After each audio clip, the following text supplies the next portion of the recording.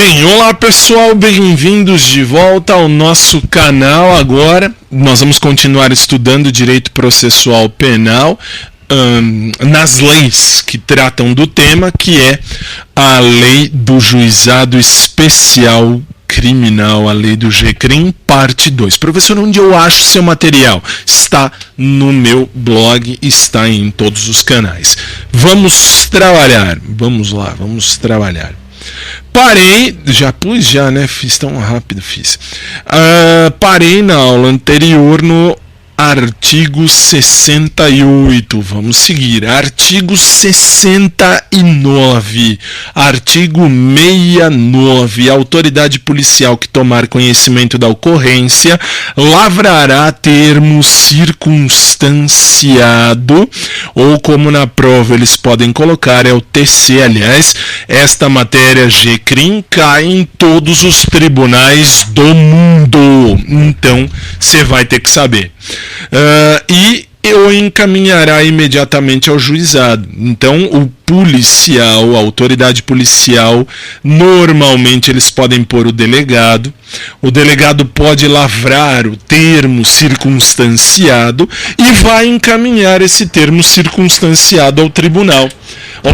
Ao juizado, desculpe, com o autor do fato e a vítima. Precisa marcar quem foi o autor do fato e precisa marcar quem é a vítima. Isto você tem que saber. O autor do fato e a vítima precisam constar no TC. Autor e vítima. Precisa estar lá. Professor, eu não sei quem é o autor, mas você tem descrição do autor, não tem? Sim, professor, eu tenho as descrições do autor.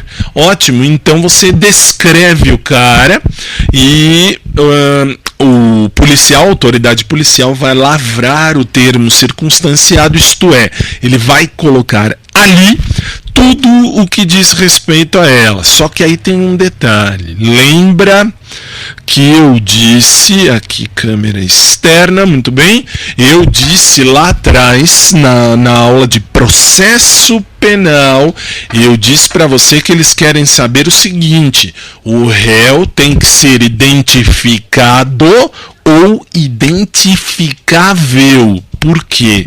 Você não pode falar, puxa, quem que fez isso aí pra você? Quem que te roubou? Quem me roubou foi um carinha ali, ele tinha 1,5 m, 1,60 m, 50 e poucos quilos, branquinho, cabelo liso, olhos castanhos. Tá, e daí? Se você só falar isso, tem uma penca de gente que tem 1,60 m, que é branco, magrinho, cabelo liso e tal, e daí? Você tem que identificar o máximo que puder. E é isso que faz o diferencial. Termo circunstanciado precisa ter o autor e precisa ter a vítima. Precisa ter o autor, vírgula, o réu, né? Aquele que vai ser o réu. Mas eu preciso ter a vítima, preciso ter quem é a vítima também. Professor, mas não é perigoso? Não, não é. E na prova, se te perguntarem se há algum risco colocar o nome da vítima, não há. Porque a lei diz isso. Veja só, vamos pôr eu e o cenário, olha lá. Aí você vê que a lei é clara no assunto quando diz aí para você: o autor do fato e a vítima. Eu preciso ter os dois qualificados ali dentro. Professor, precisa de perícia. Se precisar de perícia, olha lá, providenciando-se as requisições dos exames periciais necessários. Se precisar de perícia, quem vai requisitar?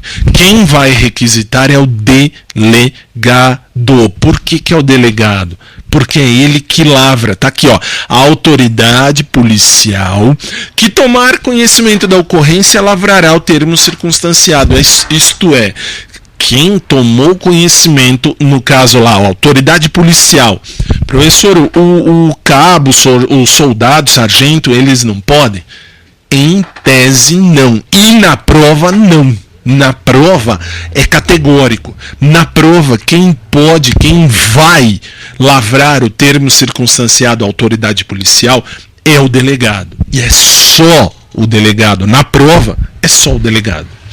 E é ele, delegado, quem vai requisitar os exames periciais necessários. É ele, delegado, que diz assim no papel: eu, delegado fulano de tal, lavro o termo circunstanciado tal.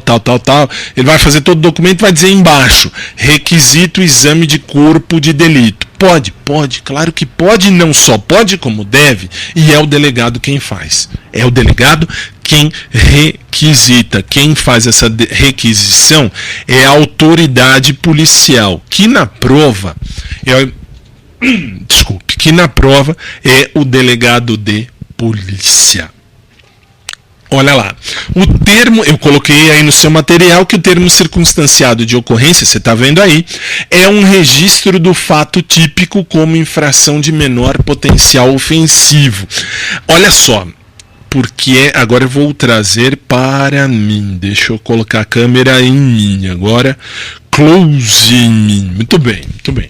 Por que eu coloquei isso? Porque o auto de prisão em flagrante, quem lavra é a autoridade policial quando há um crime. Crime é aquele que não tem um menor potencial ofensivo. Não, muito pelo contrário. O fato típico quando é uma infração de menor potencial ofensivo ou crime de menor potencial ofensivo, é lavrado o termo circunstanciado, que é a mesma coisa, e é a mesma coisa que o auto de prisão em flagrante, só que neste caso é o termo circunstanciado, auto de prisão em flagrante não, perdão, é o boletim de ocorrência, mas é a mesma coisa, você vai lavrar o boletim de ocorrência, que aconteceu aquilo, ou, no caso também, se eu quiser comparar aqui, quem compara isso, eu lembrei agora, quem compara isso é o professor Damásio na sua obra. Ele diz lá do termo circunstanciado, ele é o único dos que compara. Não lembro o Nutt, não lembro o livro do Nutt, não posso falar. Posso falar do livro do Damásio que eu li, que ele faz uma pequena comparação entre o termo circunstanciado e o auto de prisão em flagrante. Por quê? Auto de prisão em flagrante, aconteceu um crime, o cara está preso, tá bom. Termo circunstanciado, aconteceu uma infração de menor potencial ofensivo e, neste caso, quem vai pagar por isso, quem vai ter que assinar esse termo é o autor do fato. Que, se ele assinar, ótimo, ele tendo assinado, eu coloquei aí nos seus slides, se ele assinar não haverá prisão em flagrante. Por quê? Porque no juizado especial criminal nós estamos tentando fazer uma composição, uma resolução, uma situação de resolver a questão amigavelmente. Então, neste caso, o autor do fato, quando ele assina o termo circunstanciado, ele assume o compromisso de comparecer espontaneamente, não precisa de nenhum tipo de coisa. Ele diz, assinando o termo circunstanciado, ele diz: eu vou pessoalmente ao juizado ou ao fórum. Por quê? Porque eu cometi essa infração, eu me responsabilizo, para não ir preso, eu me responsabilizo em ir até lá, em ir ao juizado, sem qualquer tipo de citação ou sem qualquer tipo de intimação. Mas aí você vai falar: professor, ele precisa ser intimado. Um belo dia, o juiz do juizado criminal, ele diz lá: eu quero que o fulaninho venha aqui, marca aí um dia. Tá bom, então ele vai ser intimado a comparecer no dia tal, a tantas horas, e ele tem que ir. Então, se eu cometo uma infração de menor potencial ofensivo, assino o termo circunstanciado e eu digo, com esta assinatura, eu estou dizendo, juiz ou delegado, eu me comprometo a ir ao fórum temporariamente ou como vai estar na sua prova. Esporadicamente, porque tem que ir lá assinar uma ficha, uma lista, enfim. Tem que assinar, tem que se mostrar, tem que dizer eu estou aqui. Ou se for intimado pelo fórum, você tem que ir até lá e tem que fazer o que for necessário, claro, para não ser preso, infração de menor potencial ofensivo. Mas, professor, peraí, o cara não quis assinar. Pode, claro, ele pode falar, não vai assinar nada disso. Ou com aquela educação refinada, ele diz assim, enfia no cu essa merda. Pode, tudo bem, só que ele vai preso. Compensa? Não compensa. Então, no GCRIM, ele precisa assinar. Se ele assinar, beleza. Aí, atenção para um detalhe. Atenção, pelo amor de Deus. Para tudo, olha para cá. Entende uma coisa. Vão te perguntar dos casos da Lei Maria da Penha, Lei de Violência Doméstica, e está no seu material. Aí eu coloquei lá, o juiz poderá determinar como medida de cautela protetiva o afastamento do agente de seu lar, domicílio ou local de convivência com a vítima. Por que eu coloquei isso? Atenção, na sua prova, eles vão dizer que o marido bateu na mulher e a mulher foi lá e denunciou o cara. O que aconteceu? O juiz falou fora da casa. Você bateu no cara? Bati. Então fora. Você está fora do lar. Você tem que sair do lar onde você habita com a mulher. Ok. Só que quando eles querem ferrar você na prova, seja Paraná, São Paulo, Rio de Janeiro, onde for, aonde for, se eles quiserem foder a sua vida na prova, eles vão dizer que a vítima está com o namorado e estão passando um fim de semana juntos em casa. Na casa da moça, na casa do moço, ou pior, estão convivendo já dentro do mesmo lar. Ótimo, são conviventes. Pode, aonde estiver o cara, não importa. O juiz pode dar a ordem dizendo: fulano, você bateu na mulher? Bati. Então você está fora, você não pode ir até a casa dessa mulher. Não importa, é minha namorada, juiz, eu vou terminar com ela, então eu vou onde eu quero. Não vai. Cuidado. Se você está namorando, o que acontece? Na casa, no convívio doméstico, e aí é que tá, não importa, no local onde você convive com a vítima, convive, basta 1 hora por dia, basta 30 minutos, basta 10 minutos. Professor, eu vou lá todo dia na casa da minha namorada e vou lá e fico com ela o quê? Uns 15 minutos, 20 minutos, todo dia. É um lugar onde você convive com a vítima. Amanhã ou depois você bate na menina, a menina vai lá e fala: juiz, apanhei. Pode, o juiz pode dar ordem de restrição, esta medida cautelar protetiva para o namorado também, não importa. Ou para um local onde eles frequentem juntos. Por exemplo, a menina mora na Zona Sul, o menino mora na Zona Norte, eles se encontram no centro, naquele restaurante todo dia.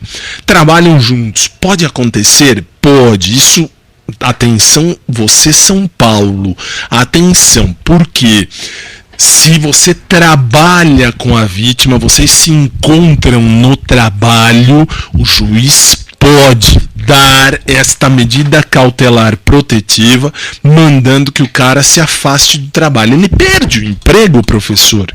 Em tese, ele perde o emprego. Na prova, ele perde o emprego porque ele não pode frequentar mais aquele prédio onde está a mulher. É o local de convivência, não importa onde seja. Cuidado nas suas provas. Minas Gerais também tem esse mesmo tipo de pergunta, vira e mexe. Pernambuco, eles vão te perguntar mais ou menos como no Paraná. No Paraná, em Pernambuco, eles vão dizer do domicílio. Domicílio que abrange muito mais do que a casa. Pode ser o namorado vai viajar com a namorada no fim de semana e eles vão para uma casa da praia. Pode, sem problema nenhum. O juiz pode falar, não vai mais conviver nem no carro, nem na casa da praia. Professor, então, o cara pode encontrar com a mulher num belo dia? Pode, em qualquer lugar, sem problema nenhum. Ok? É no lugar onde aconteceu a agressão a medida cautelar protetiva de afastamento do autor do convívio com a vítima. Lembre-se disso, isso cai. Vamos lá, vamos seguir, vamos para a tela. Olha lá. Agora, vou para os artigos 70 ao 76, que é a chamada fase preliminar judicial. Fase preliminar judicial por quê? Porque, olha lá, vamos falar do antes do processo em si. Primeiro, se o cara comparecer em juízo, lembra? Eu falei, se ele cumprir, agora ele tem que cumprir. Então, se ele cumprir, eu estou antes do processo, tá aqui, ó, fase preliminar judicial, antes do processo. Se o cara comparecer junto com a vítima e antes de abrir o processo, há uma chamada audiência preliminar. Não há processo ainda, vai haver uma audiência preliminar. Para quê? Para buscar ou para tentar buscar uma composição. Isto é um acordo, isto é uma solução amigável. Ótimo. Se não puder fazer essa audiência logo de cara, audiência chamada preliminar. Não sendo possível, vamos marcar uma data próxima e os dois serão cientificados. Que dois? Ambos, olha pleonasmo, ambos os dois serão certificados, autor e vítima. Terão que saber, se não puder fazer na hora a audiência preliminar, se comparecer o autor e a vítima, na hora faz uma audiência preliminar para tentar a composição. Professor, não deu certo, os dois estão no fórum, mas não vai dar para fazer audiência agora de composição, audiência preliminar. Ótimo, então marca uma data próxima. Se não comparecer, a secretaria do juizado, você escrevente, você analista, você escrevente, você vai providenciar a intimação dos caras. Que cara? Do autor e da vítima, os dois. Vítima, qualquer um que não tenha ido, você tem que providenciar esta intimação. Artigo 70, olha lá, vai confirmar o que eu te disse, olha lá. Comparecendo o autor do fato e a vítima, e não sendo possível a realização imediata da audiência preliminar, será designada uma data próxima, da qual ambos serão cientes. Ok. E olha lá, artigo 71. Na falta do comparecimento de qualquer dos envolvidos, autor ou vítima, o que é que acontece ali? Se for o caso, na falta do comparecimento, a secretaria providenciará a intimação e, se for o caso, também a do responsável civil. Se for o menor de idade, a vítima, por exemplo, ou o autor, o responsável civil terá que ir também. Ok. Artigo 72. Agora eu vou falar da audiência preliminar. Eu tenho aqui algumas questões. Primeira, na audiência preliminar, presente o representante do Ministério Público, o autor do fato e a vítima. Agora, vamos por partes. Atenção, deixa eu trazer para mim. Ok. Na audiência preliminar, para que haja um acordo, além de todos os advogados, porque o autor tem que ter advogado, a vítima também, isso não importa. O que você tem que saber, primeira coisa, audiência preliminar. Na audiência preliminar, quem tem que estar junto necessariamente, porque se não tiver, não tem audiência? O representante do Ministério Público, o promotor. O promotor público pode. Aliás, anote no seu material o seguinte: representante do Ministério Público também pode ser chamado de promotor. Porque muitas vezes na prova eles põem audiência preliminar, as partes que deverão fazer a composição são promotor público, autor e vítima. Está correto. O representante do Ministério Público é o promotor público, é aquele que promove a ação, é o titular da ação. Então ele necessariamente, o promotor público deve estar presente e deverá estar presente. Segunda questão de prova, vamos lá. Vou pôr o cenário 2 para ficar eu e para ficar o slide. Veja lá, segunda questão de prova. Se possível, o responsável civil. Por isso que eu falei, obrigatoriamente tem que estar presente o autor, a vítima e o MP, os três. Se possível, se for menor de idade e tal, se possível, responsável civil. Se possível. Não é obrigatória a presença do responsável civil, mas é obrigatória a presença do autor e da vítima. São obrigatórias as presenças do autor e da vítima e do membro do Ministério Público. Tem que estar presente. Terceira questão.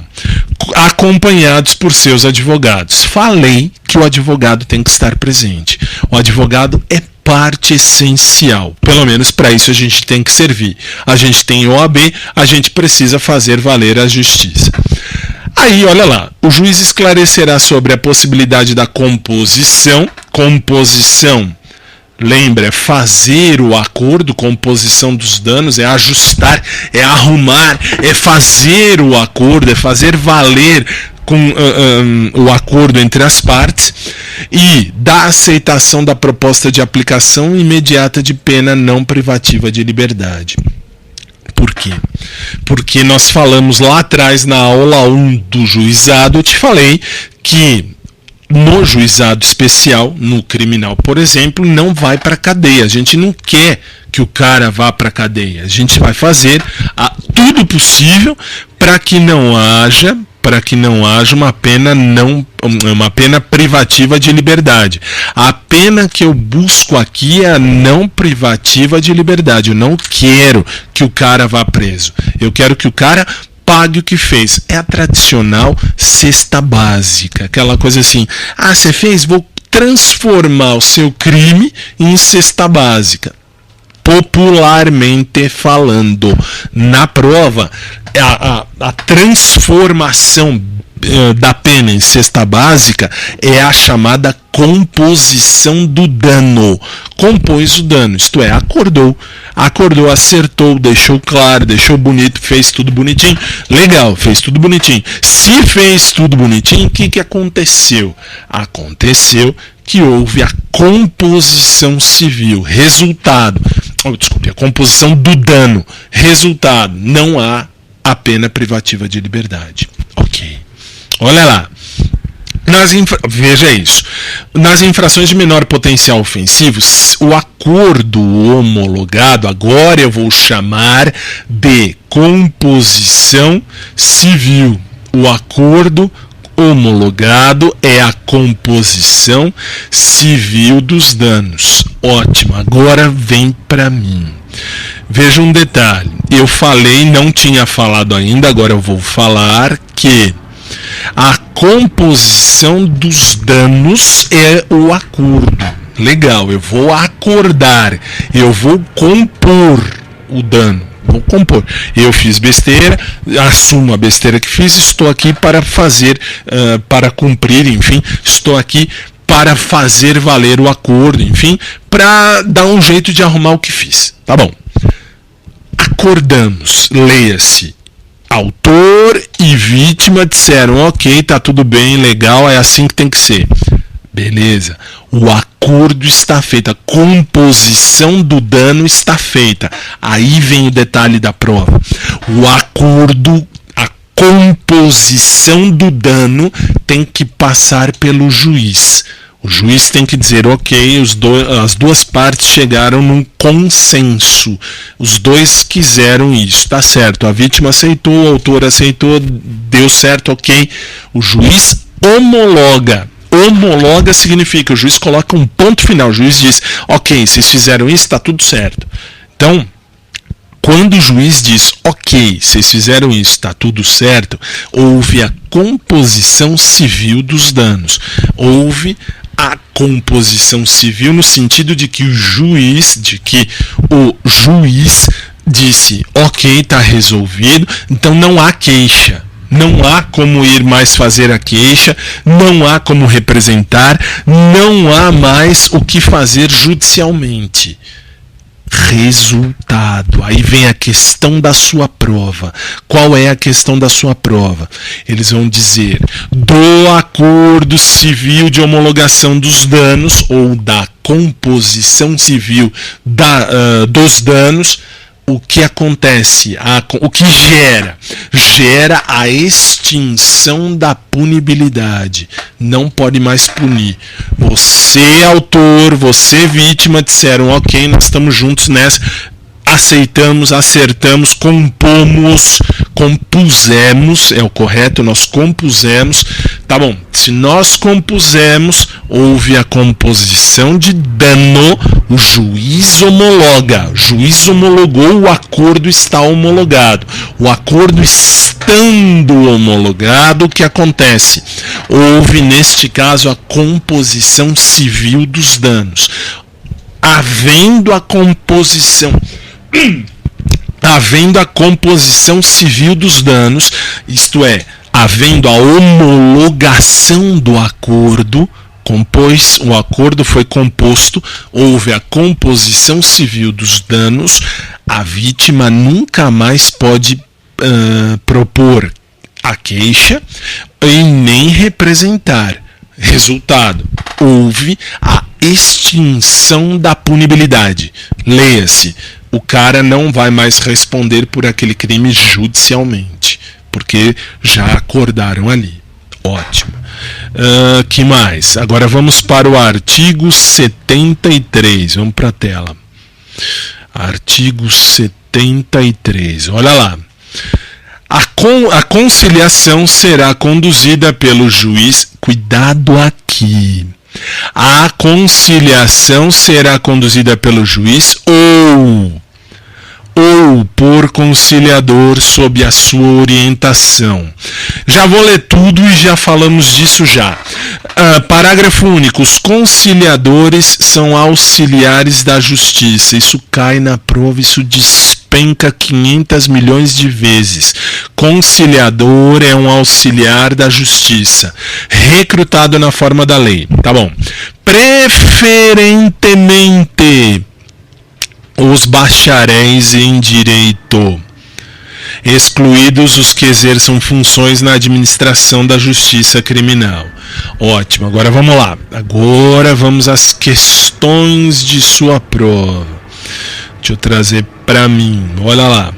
Professor, então peraí, todo conciliador tem que ser bacharel em direito? Preferencialmente sim, porque a lei do juizado manda. Então, quando você vai num juizado especial civil ou criminal, juizado especial civil você costuma falar que é o tribunal de pequenas causas. É um nome popular, é um nome idiota, é um nome popular, mas tudo bem. Eu vou ao juizado especial, estou falando criminal. No criminal nós temos o costume de receber lá no criminal o juiz. O juiz está lá, olha, o juiz, boa tarde, excelência, boa tarde, tudo bem, tá. Nada impede, e na prova, nada impede mesmo que uma audiência de conciliação seja presidida pelo juiz. Pode. E sim, o juiz pode. Desculpe, o juiz não, conciliador. O conciliador pode. A lei é clara nesse sentido. A conciliação será conduzida pelo juiz ou por conciliador sob sua orientação. Cuidado, na prova, na área civil, quando cai no juizado especial civil, você sabe, você está cansado de saber que pode. Você fala, professor, pode e tal, né? Pode porque você sabe que tem um conciliador. Na lei penal, na esfera penal, você tem aquela coisa, putz, precisa tal juiz, é crime, né? É tal, é infração de menor potencial ofensivo, mas é crime e tal. Não importa. Pode ter um conciliador? Sim, pode. Sim, pode. Cai na sua prova. O que despenca, e aliás cai em qualquer lugar do Brasil, o que despenca? O que é um conciliador? Conciliador é quem auxilia a justiça. Por quê? Enquanto o juiz está aqui julgando, o conciliador... Aliás, vamos fazer uma ideia agora. Eu sou o juiz, estou aqui julgando, tá bom, estou aqui, olha, tal, não sei o quê. Enquanto eu estou aqui julgando, aqui, muito bem, aqui eu tenho o conciliador. O conciliador na sala da conciliação, o conciliador está aqui tentando fazer, tentando ajustar, ok, pode. Só que não necessariamente ele vai, mas pode. E que mais? Tem que ser bacharel? Aí eles vão dizer lá, o conciliador é um bacharel em direito porque ele tem conhecimento da lei. Normalmente é, mas não necessariamente. Preferencialmente. Não é obrigatório. Cuidado com isso na sua prova. Vamos seguir. Artigo 74. Deixa eu pôr na tela. Artigo 74. A composição dos danos civis será reduzida à escrito. Por quê? Lembra, isso é um acordo. O acordo, para ser homologado, o acordo homologado precisa estar escrito. É a composição dos danos civis. Homologado pelo juiz, ele é irrecorrível. Não dá mais para fazer nada. O autor e a vítima, os dois chegaram num acordo, acabou. Tem eficácia de título executado no juízo civil competente. O acordo homologado vai para o juízo civil competente. Para quê? Para garantir a volta e para garantir os direitos. Muito bem. Olha só, olha o detalhe. Tratando-se de ação penal, agora estou falando do GCRIM. Do GCRIM, o acordo homologado não vai para o juízo civil, mas vai gerar a renúncia do direito de queixa ou de representação. O acordo homologado, portanto, causa a extinção da punibilidade. Ótimo. Está extinta a punibilidade. Não pode mais, não vai mais fazer nenhum tipo de queixa, de representação, de nada disso. Ótimo. Que mais? Artigo 75. Não obtida a composição dos danos civis se não houve acordo. Se não houve acordo, é dada imediatamente ao ofendido a oportunidade de exercer o direito de representação verbal. Não chegaram no acordo,